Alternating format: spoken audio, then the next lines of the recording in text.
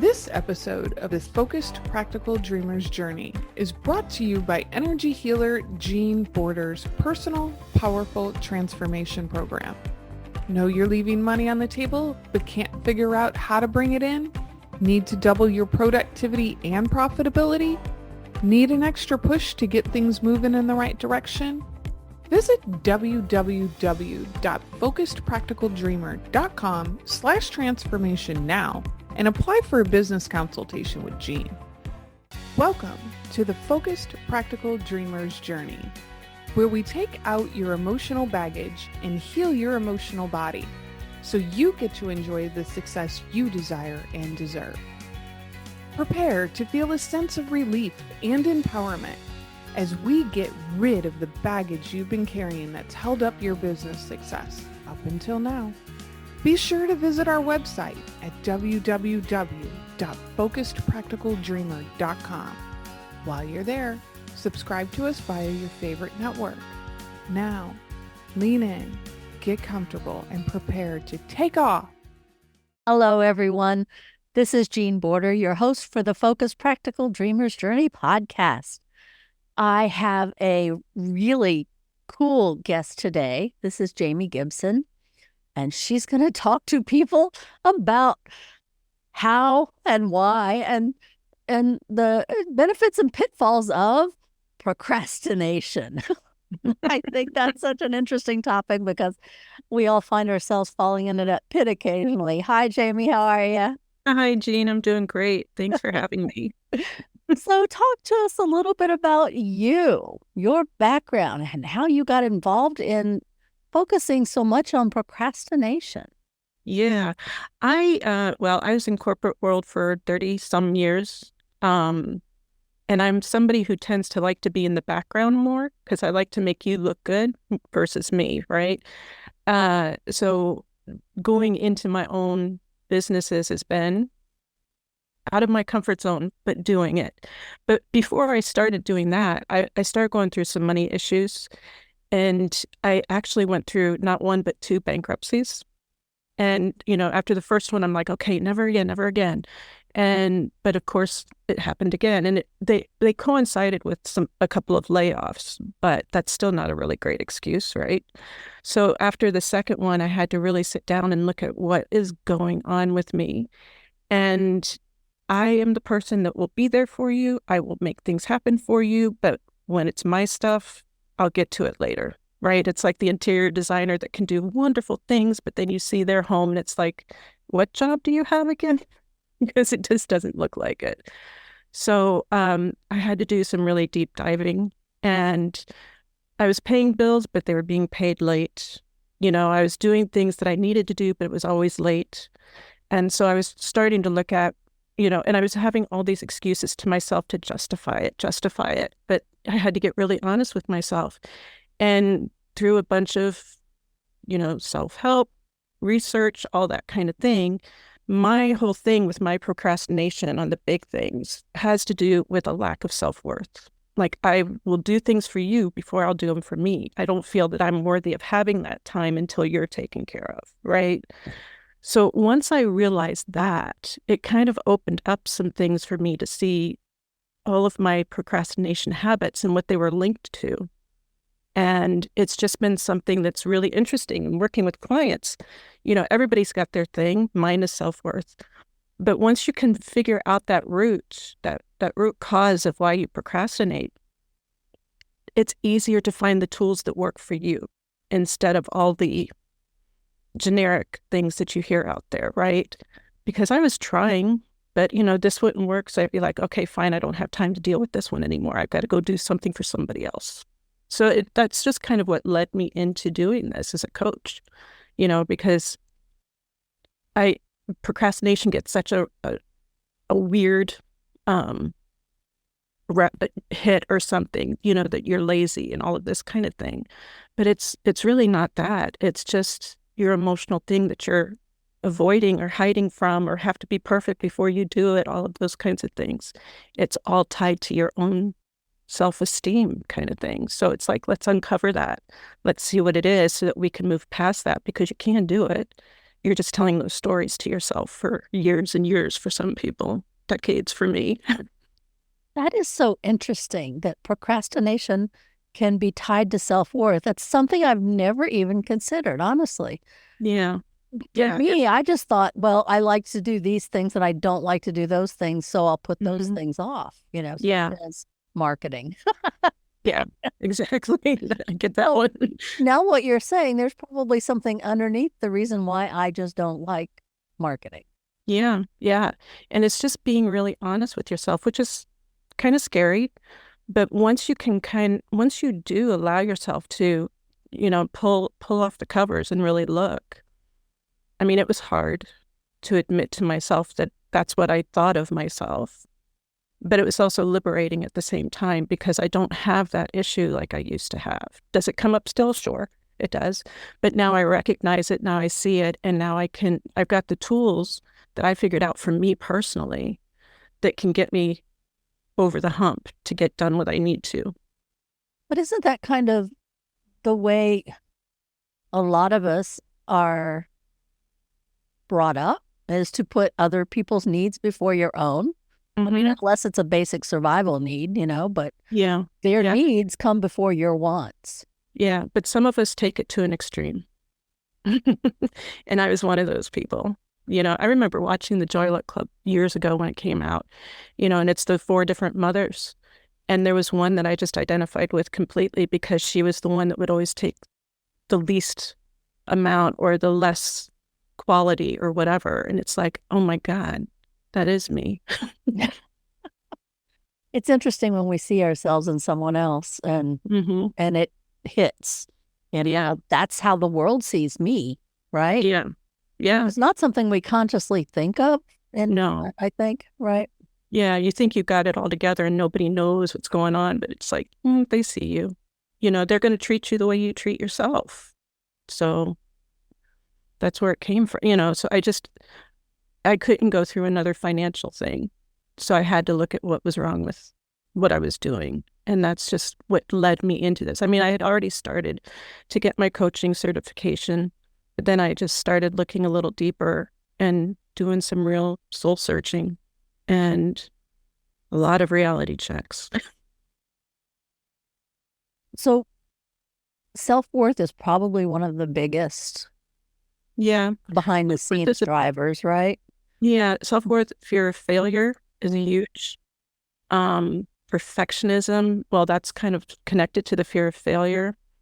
Fear of being seen, fear of change. I mean, it all comes to a fear kind of thing. And the self-worth kind of thing is kind of a fear thing because I need to make you happy so that I'm worthy.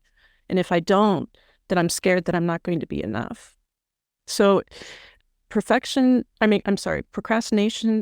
it's tied to a lot of fears, but society, pop culture, whatever you want to say, just has labeled it as you're lazy and you're just, you can just do it, pull up your bootstraps, right? Just do it. And it's like, that doesn't always work, and I'm not someone who was procrastinating everything, but the important things that had to do with taking care of me, that's what I was procrastinating. I always get introspective when I talk to people about topics that I hadn't considered before. So I'm sitting here thinking, okay, where in my life is that showing up? Where in my life is that showing up? Yeah. Because as I say repeatedly on these shows, what is showing up in one part of your life is also showing up other places. You've just not been aware of it before. Yeah. Awareness is the first part of change, right? You have to be aware of something the way it is and the way you want it to be. Yeah, exactly. And, sometimes it's just easier to say that's just the way I am. But, doesn't have to be. Doesn't have to be. And it's not who you truly are. It's that judge, those tapes, all of that stuff that you've just accepted as it just is. So, with this, I take it when I work with my clients of helping to kind of empower them, see that you do have the ability to make this big change here. We can do it in baby steps. You don't have to go jump in the deep end, But, let's start to make those shifts. And as they make, each time as they make a little bit of a difference, it builds up that self-esteem, which procrastination also puts a big hit on self-esteem. And as the self-esteem rises, so does the resiliency, and so does the confidence, and you can do more. And then it's easier to recognize when it's hitting you again, to be like, oh, my self-worth's coming up again. Okay, let me take care of this. Yeah, like I said, I keep going internally. It's like, so why have I been so resistant to marketing? Mm-hmm. And I know that the result is my business could have grown so much more. Right now, I'm word of mouth. I mean, I'm 95% referrals. Yeah. People like what I do and they refer me. And I've been very resistant to actual marketing. Yeah. I'm stuck on why am I so? I've got the same thing still with marketing too. And I've been playing with mine is just a fear of being, because like I said, I like being in the background. So to market, especially as a solopreneur, you got to be front and center stage. And it's like, oh God, Yeah, I have so many friends. Through this business, you make a lot of business friends. And I have so many friends who are just on Facebook all the time, posting video after video. And I'm like, do you get anything else done? Yeah. But they come across online and in person more of an extroverted personality. And so that fits them, right? Right. Whereas for me, I would procrastinate. I procrastinate that out. And finally, I said, that's not for me. I had to come to terms with that is not me. So to do that does not feel authentic for me, right? Mm-hmm. So I have to find other ways that do feel authentic. Yeah. So other than self-worth, you say there are maybe 6 different kinds of procrastinators? What? Yeah. There's 6 different types of procrastinators. I mean, if you go on Google, they may drill it down to 20 different types, but I see it as 6 umbrella types, so to speak. The first one is like the active procrastinator. These people tend to run on adrenaline. These people are the ones that are like, it's due at 2:00. I'll start it at 1:45. Now, see, that used to be me. And in some cases, well, I wouldn't go quite that far, but even on like in school and term papers and stuff. Mm-hmm. The last day, that was it. Doing all the research, getting all the stuff written, staying up, getting it done. Yeah. That's funny. And the interesting thing is there's the 6 types, but I also recognize that we all have different aspects of each one, but there tends to be the one that is the bigger one, the overreaching one. So another type is the passive procrastinator, and they're more like looking for permission before they even try, or it'll be there later. I can get to it later. It's probably more of the stereotype of what you think procrastinators are, right? They're just like, oh yeah, later, put it off, right? I don't know, keep coming back to me, but I find this fascinating, and I'm trying to relate everything you say to me. So when I do that kind of thing, yeah, I've come to the conclusion that maybe it's so that I have something that I know needs to be done in the future, so I will still have a purpose. How convoluted is that? But I said those kind of things to myself. Yeah, exactly. All these justifications that we come up with. We're good at it. Humans are great at that. Then the third one would be the perfectionist. And this one is afraid to do anything until it's exactly right, because heaven forbid that I trip, heaven forbid I say the wrong thing during a presentation. And so they tend to be that perfectionist that they're trying to make everything so good, so perfect, that it keeps getting delayed and delayed and delayed and delayed. It's like, I'll start the business here, but I've got to get A, B, C, D done first, And to create a logo before I can get a client. Exactly. But that's the thought process. But, that's that fear of judgment coming in for that one, big time. Then we've got the decision analysis or decision paralysis person. This tends to be me. This is my overreaching one.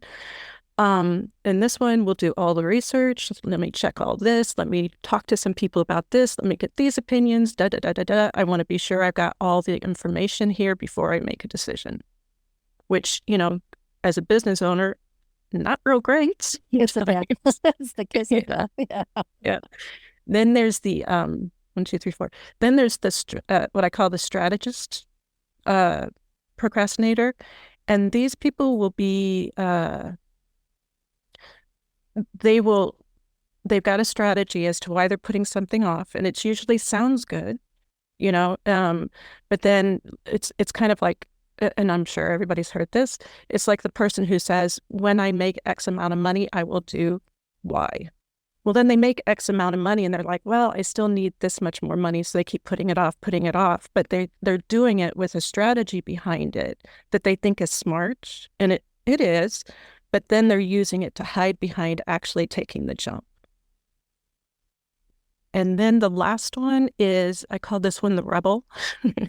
This one is more, it's a little unusual. It's more the, if you're going to tell me to do it, I'll do it later. You know what I mean? If you're going to tell me I have to do it this way, I'm going to do it that way. I mean, it's basically the rebel. And, they go outside the norm of things. They do it their way. Sometimes it takes them longer, but they're using that as they're using the excuse that I do it my own way, but it's still allowing them to procrastinate. So maybe they're taking 10 more steps to do something that they don't need to, but they're like identifying themselves as this is the way I need to do it. And so that kind of puts things off too.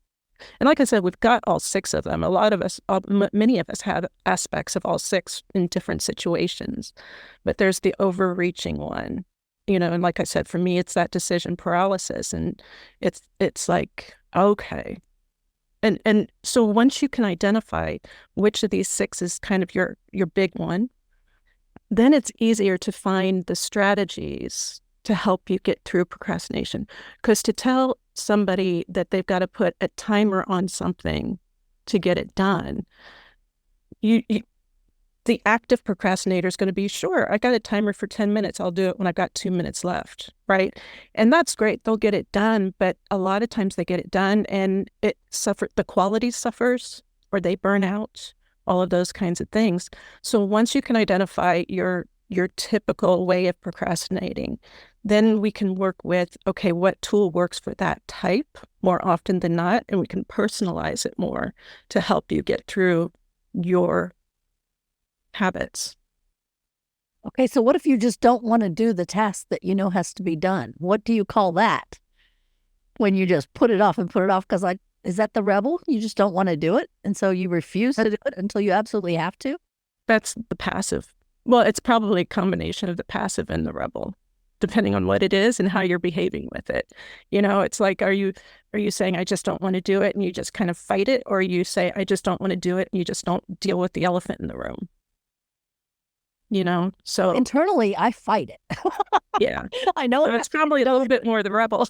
I think so. And I'm going to use taxes as an example, right? Mm-hmm. Oh my goodness. I did all my own taxes for decades and decades and decades. There are a few things that I would use CPA for. But finally, like when my dad passed away and with all the inheritance, the estate stuff, I finally just turned it over to somebody and said, here, you do it. Yeah. But I always file extensions just because that's what the experts tell you to do. File an extension. The audits or percentages are smaller, but you still have to do all the work. You still have to get it done. But internally, the dialogue that goes on, that's just. But like with the passive, you're being given permission to do the extension because that's what you do. Everybody says to do extension, so you grab hold of that so you can continue to procrastinate. Yeah. And all these people really interesting on topic. The first week of January, I'm like, no. Yeah.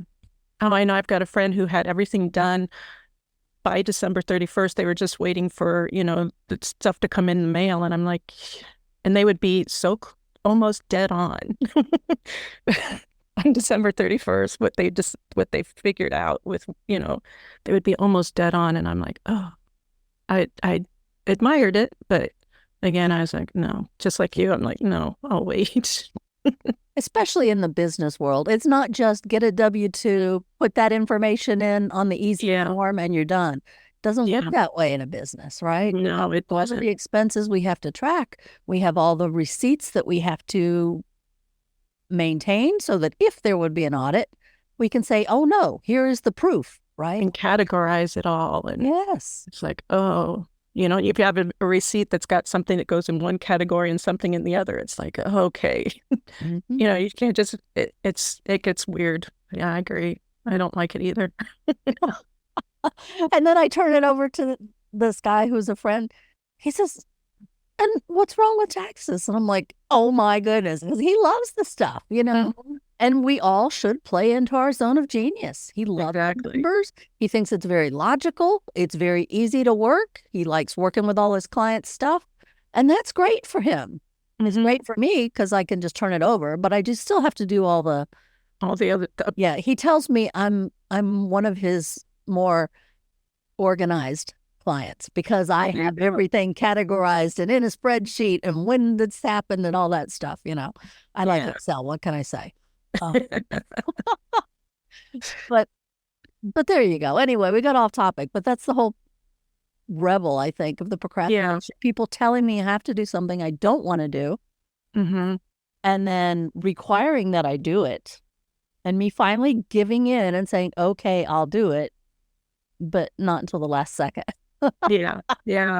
It's so, I love what I do. I love diving into that whole thing of, okay, so why is it on this one you do it this way and this one you do it this way? What's going on here? I love it. It's so exciting to me, but I'm kind of weird that way. Because I'm also I got my degree in sociology with a minor in library science, and one of my favorite things is just to go someplace and sit and watch people and just the stories that I can see going on. So, it helps with the coaching for sure to know how to ask the right questions. Okay, so I brought up this thing about deadlines and taxes are due on a certain day and all that stuff. Talk to me about time management and procrastination. Mm-hmm. Yeah, that time management, that's where I find that knowing the type of procrastinator you are works best, because time management is not a one-size-fits-all tool. You know what I mean? Some people do really well with a very detailed schedule down to the minute or the hour of when they're going to do something. And then somebody else will look at that same schedule and just freeze up and go sit and watch TV because it's too overwhelming. So it's, that's again where I'm finding that once you figure out what works for you, it's kind of like what you said with your friend who his genius is doing taxes. So, that's great. That'll work great for him. So he's probably right on top of everything when he's doing, filing and all that kind of stuff, where you're kind of like, that's not my genius and I don't care. And so you're going to go sit and watch TV, where he'll go like, yes, I can do this because it's detailed. I know the minute to minute. So that's where I'm seeing with the time management. Everybody can do stuff. They really can. But when you're trying to fit yourself into a box like this person does it, and it just isn't your personality, it's kind of like, like you were saying before, the introvert and the extrovert.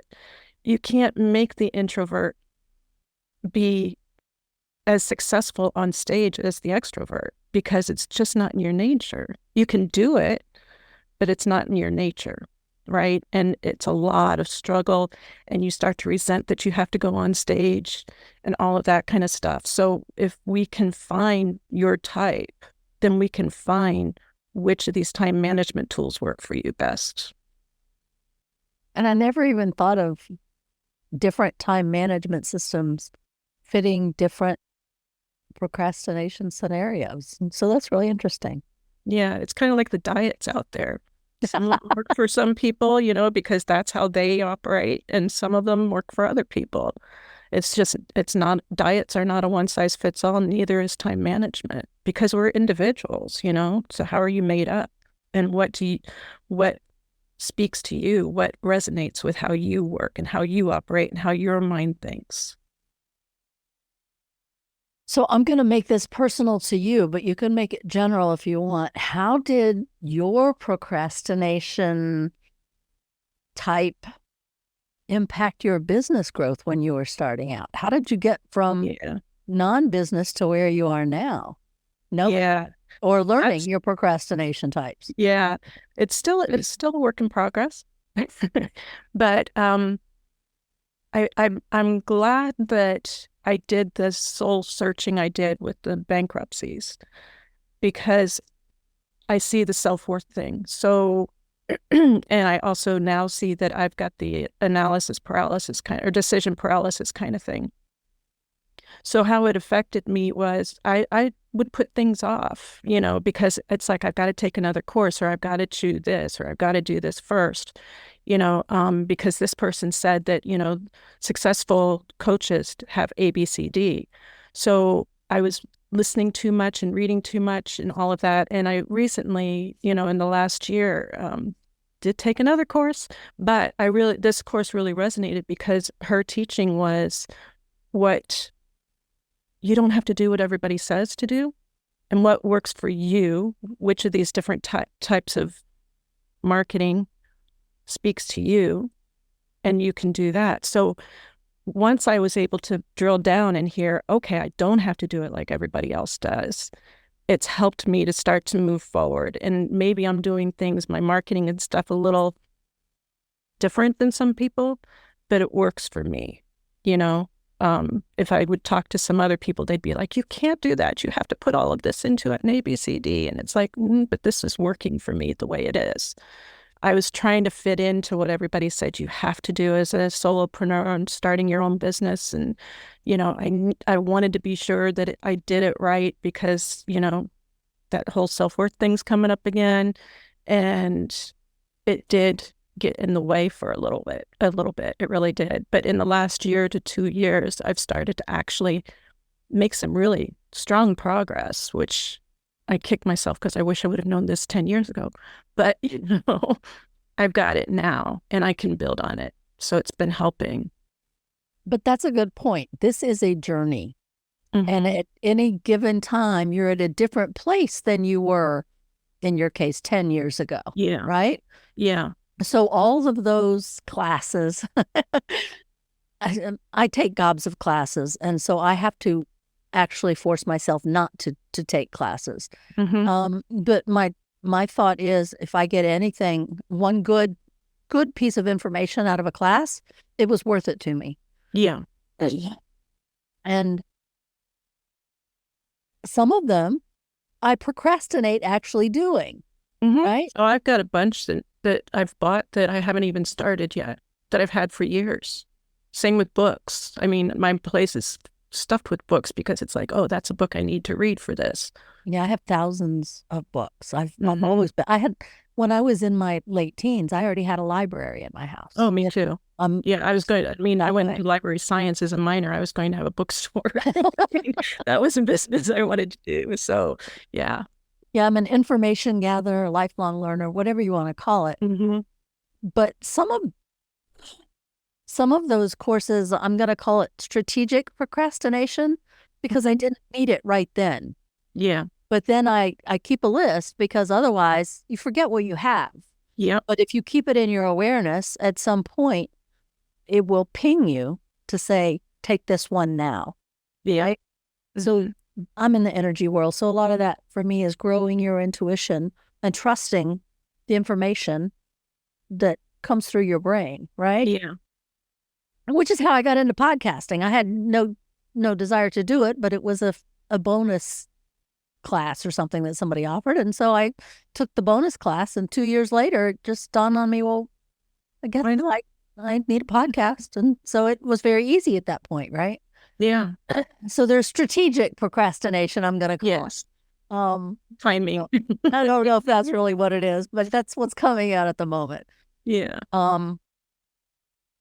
Hidden triggers of procrastination. What might some of the hidden triggers be? Yeah. I mean, I can say that a lot of it is old tapes that are being played, or maybe you had an experience a long time ago where you got embarrassed or it didn't go quite the way you wanted to. And so anything that kind of represents that moving forward, you're like, no, it's, it's like, I had a bad presentation when I was 24, so I'm not going to do well in these presentations, or I'm a bad test taker, so I'm always bad. So it's just those triggers. It's kind of like, it's almost kind of like going down a flow chart. And, being on the flow chart, you get to the question, are you going to succeed at this test or not? And the muscle that says that, no, I'm not, gets so strong that that's just where everything goes, right? So it's a little bit of rewiring of the brain that needs to happen with these triggers, because it's Pavlov's dog, right? You hear the ding, you're going to do this. So I work with helping you to kind of rewire those triggers so that you don't automatically go into it. It's training, training aggression out of dogs can happen for a lot of dogs, but you got to get their triggers, and you got to desensitize the trigger. So in the procrastination, it's anything that has to do with judgment. It's anything that has to do with failure. It's anything that has to do with, how I'm going to be perceived. How am I going to be perceived is the biggest thing. And that brings up all of those fears, because we all care so much about what people outside of us think versus what we think of ourselves, that we hold that as the light to go towards, instead of just really being in that authentic place with yourself and being, screw it, this is who I am. This is what I'm doing. Yeah, the subconscious is always looking at everything through a filter of, is this safe? Mm-hmm. Had a bad experience in a presentation. Now the subconscious is thinking, oh, that's not a position I want you in anymore, because that feel Remember bad. how bad it was? You don't go there. Yeah. So the next time the opportunity comes up, you're not any more experienced, but you force your way through maybe you were forced into it. You wouldn't experience feeling really uncomfortable, even if you made it through this time. And now the subconscious says, see, I told you. Mm-hmm. So it's going to create the language inside the internal dialogue that says, stay away from those situations. They're going to be bad situations for you. Yeah. I mean, that's how we were all raised too. It's like, don't go in the street. So it was always, there's danger if you go in the street. There's danger, and if you did tiptoe in the street, sometimes you'd get a swat on the butt, and it hurts. So it's like, oh, it hurts to go in the street.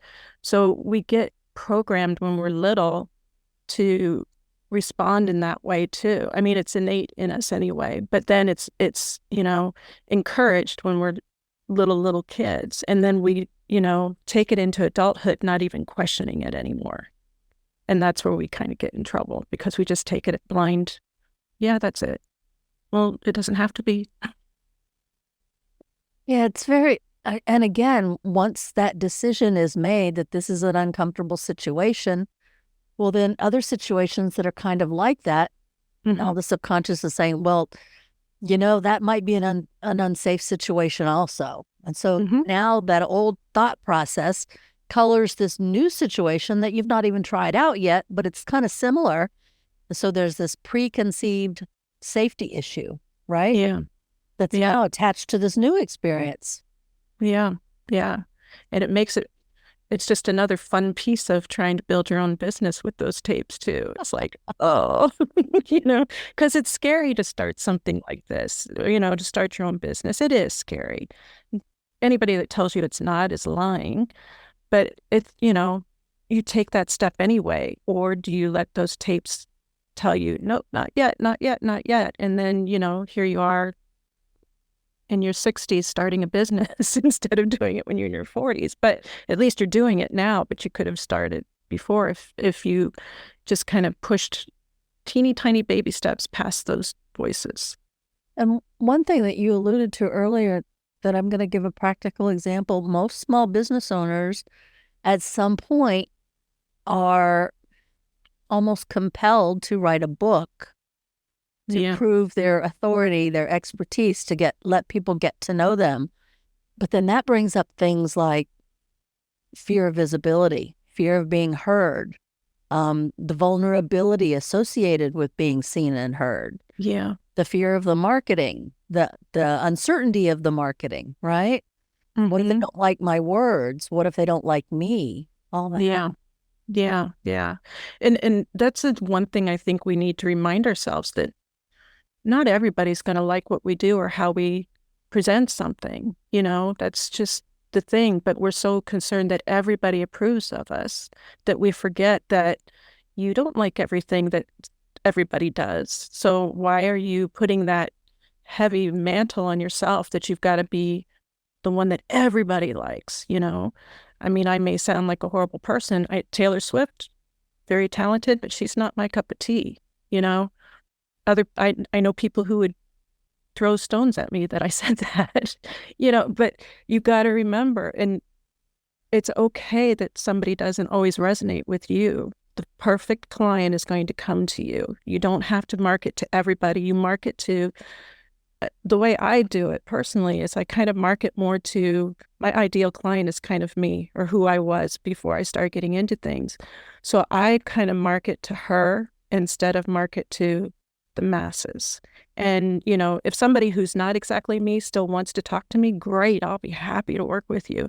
But you market towards that one type of person instead of worrying about being the authority for everybody. And I feel like that helps you get past some of your blocks too.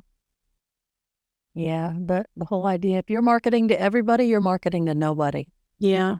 Yeah. Because you can't be everybody's favorite. You just can't. If you're very generic, then that's all you are. And people want the specialist. Mm-hmm. They want the surgeon. They don't want the general practitioner, right? And some people need to hear it a different way than what you present it. And that doesn't mean that you're wrong. It's just, you know, some people need to hear it a little softer or harder or in a different way. I remember watching a movie about Bobby Darin, Kevin Spacey was in years ago, where, you know, Bobby Darin did all the lounge singing, and then he got into, you know, the 60s kind of music, and nobody was listening to his message. And so the one thing he decided to do was he had one of his shows where he was dressed in the lounge singer singing the 60s music, and people actually heard him and heard the words of the song. People needed to see that from him to hear what he was saying. So it kind of goes the same with your business. It's like, you know, pay attention to the audience you're speaking to and deliver it as they can hear it. You're not going to be able to do it for everybody.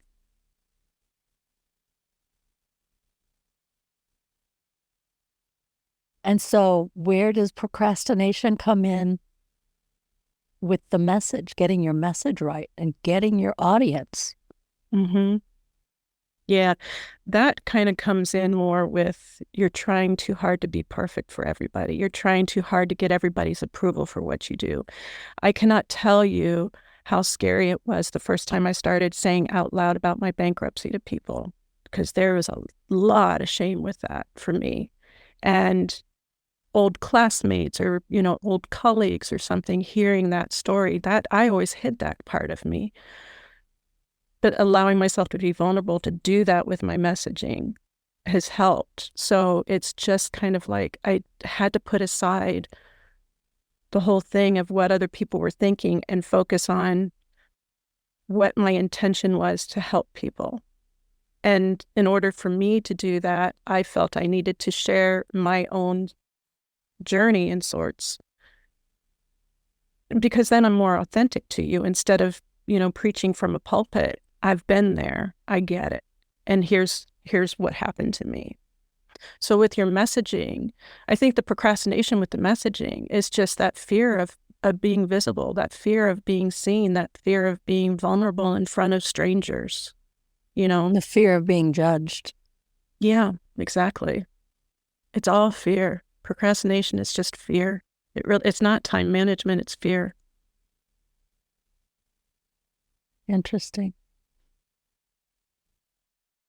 So something in your bio I really, really like, which is let's embrace who we are and transform our maybe laters into let's do this now. I like the energy of that statement. Yeah. It's action, it's excitement. It's not just let's do what we have to get done. It's let's do it our way. Exactly. And I mean, people are unique. Embrace your uniqueness and do it your way. Yeah, you've got guardrails around you. We need those. But it's kind of like, you know, painting. There's the 3 primary colors. But if you didn't start mixing them up on there, you wouldn't get the rainbow of colors that we have. So do it your way. Make a new color for you. So when you first talk to a client, what's the first conversation that you have, or what's this first step that you go through with them? One of the things I do, once in our initial call or conversation, I talk about where procrastination's been playing and, what's their biggest issue with it. But then I want to go into working with you, and I spend an entire session with them on on discovering your core values. Because once you know your core values, what's important to you, that also helps to determine, what kind of strategies work for you. Right? So if I can get your top 4 or 5 core values, then as we're working together, if some of the things that you're saying to me that you want to do don't feel like they're resonating and feel like they're kind of procrastinating, and then I can look at your core values and say, this has nothing to do with you as a person or what you said was important to you. So why are you doing it? Why are you causing yourself so much angst trying to do this when you don't care?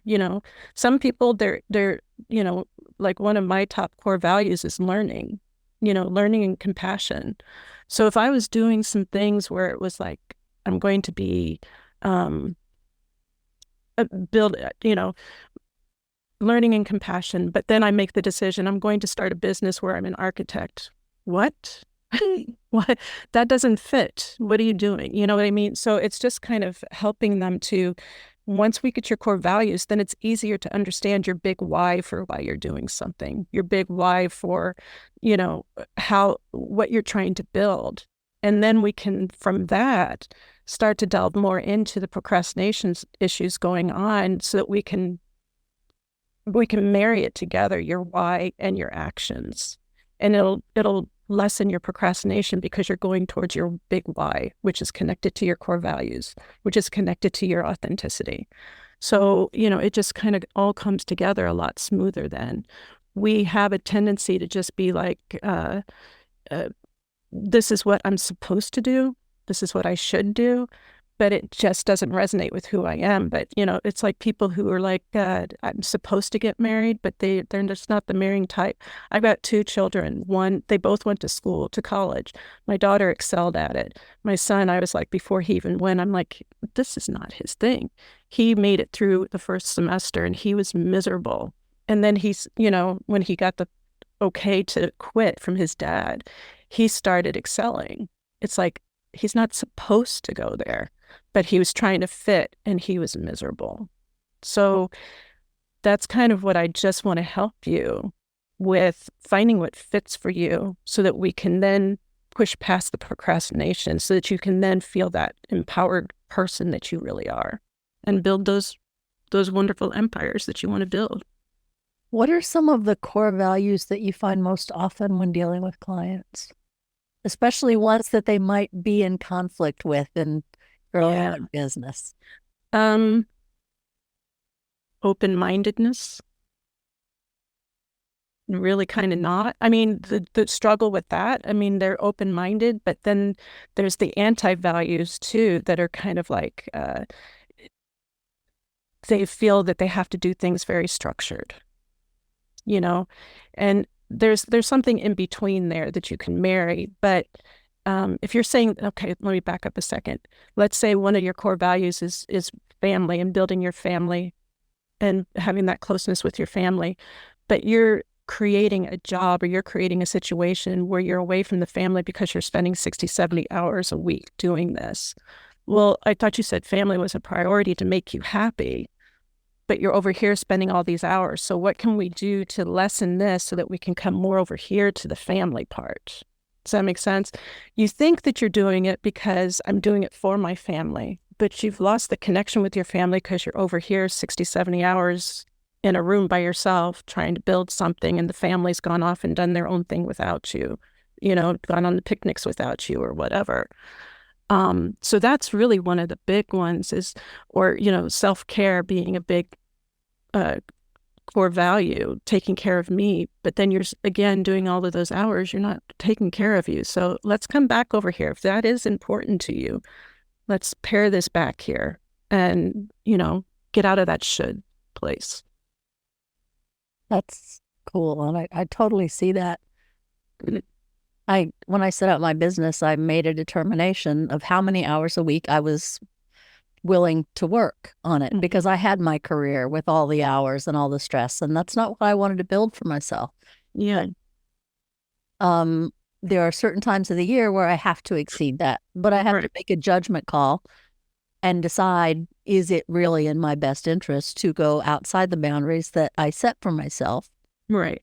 Allow myself to break that rule for a limited period of time, as opposed to all of the time, because it's so easy to fall into the, I've got to get this done, I've got to get this done, I've got to get this done, I've got to get this done. Well, really?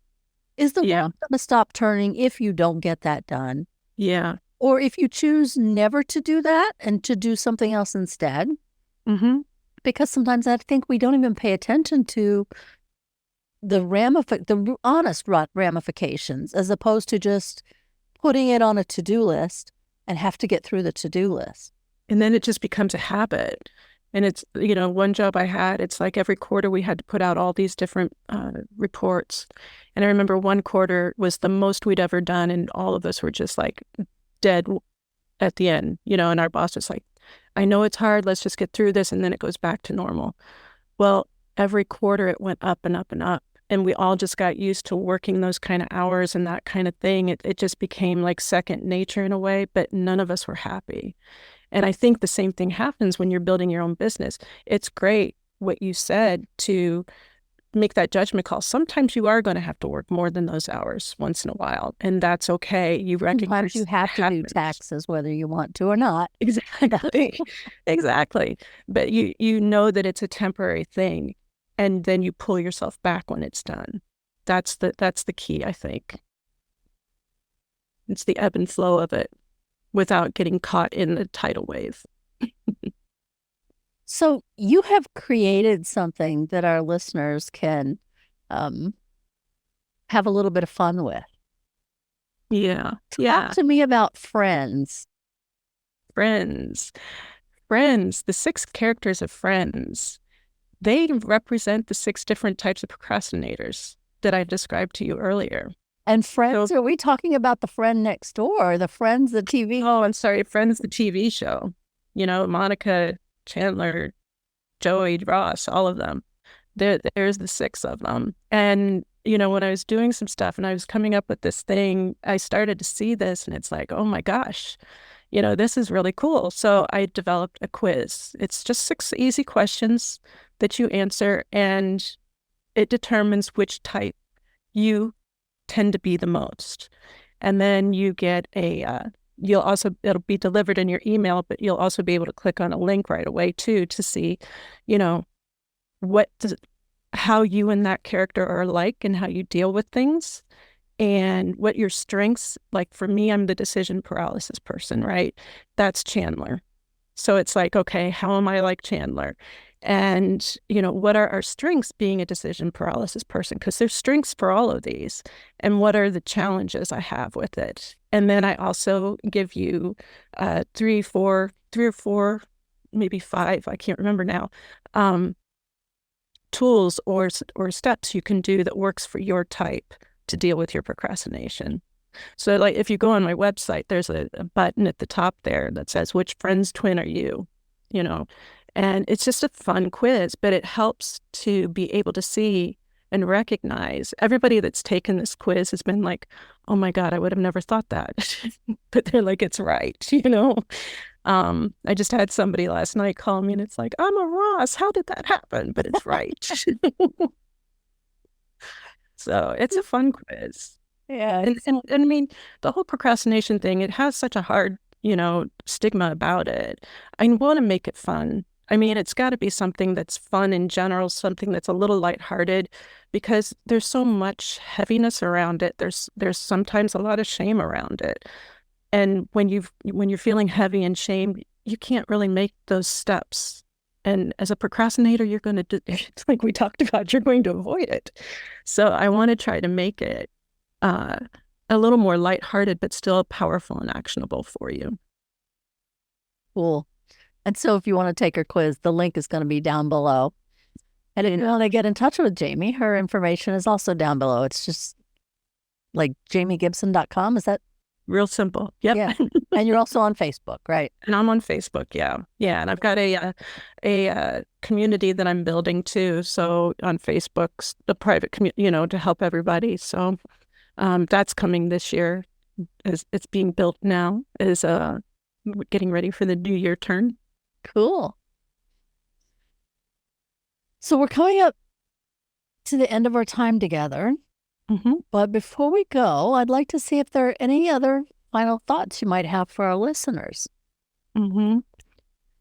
I would really encourage people to, if you can start to adopt the mantra, good enough, it's going to take care of all 6 of those types.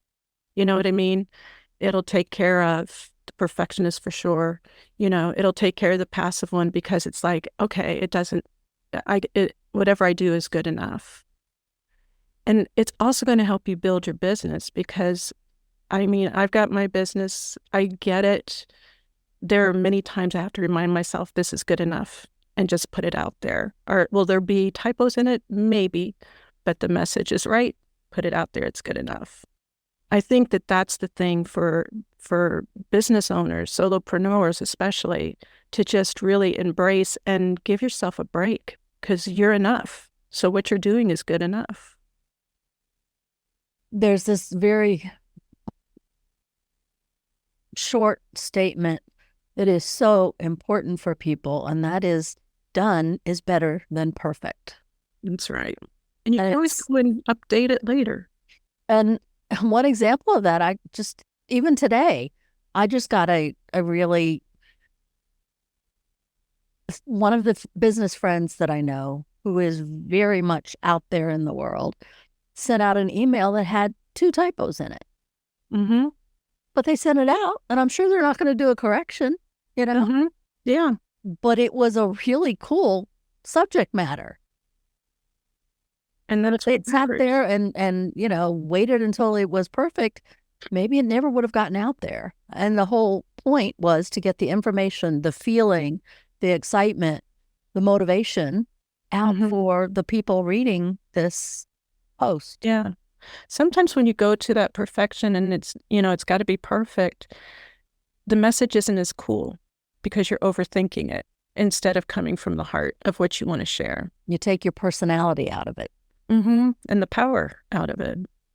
And that's why people come to you, because they resonate with your personality. Yeah. The way you speak, the way you impart information, the information that you give. Yeah. So if you water it down with AI or whatever, you probably lose some of your who you are. Yeah.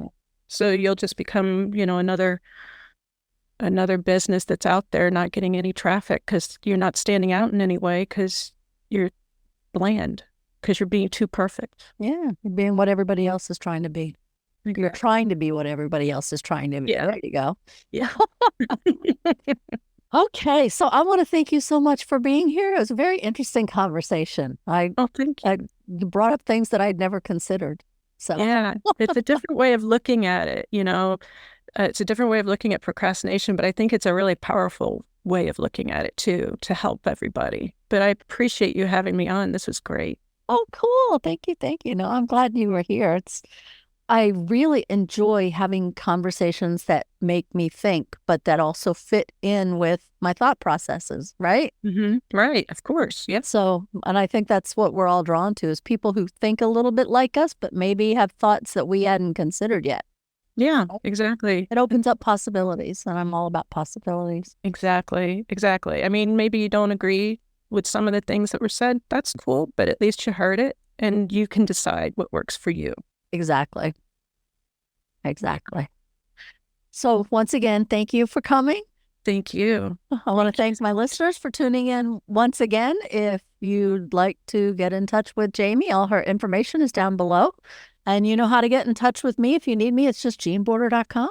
And I want to thank all my listeners for actually tuning in again. This is Jean Border, your host with the Focus Practical Dreamers Journey podcast. Until next time. Thank you for tuning in to the Focused Practical Dreamer's Journey, where we take out your emotional baggage and heal your emotional body so you get to enjoy the success you desire and deserve. Remember to visit our website at www.focusedpracticaldreamer.com and enjoy even more great episodes like this one. Again, while you're here, subscribe to us via your favorite network. We look forward to seeing you next time on the Focused Practical Dreamer's Journey.